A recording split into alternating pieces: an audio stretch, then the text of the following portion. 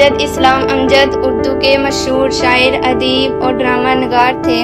वो 4 अगस्त 1944 को लाहौर में पैदा हुए। उन्होंने शायरी, ड्रामा नगारी और कालम नवीसी में बहुत नाम कमाया। उनकी तहरीरों में मोहब्बत, इंसानियत और माशरती मसाइल को खूबसूरती से बयान किया गया है।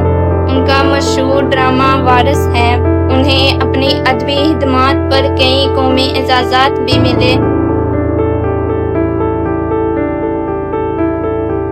उनका इंतकाल 10 फरवरी 2023 को हुआ, लेकिन उनकी खिदमात हमेशा याद रखी जाएंगी।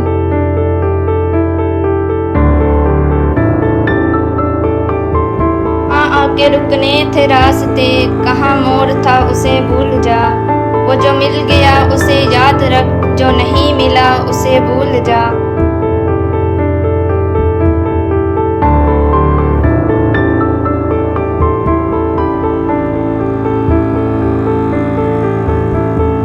पलकों की दहलीज पे चमका एक सितारा था, साहल की इस बीर में जाने कौन हमारा था।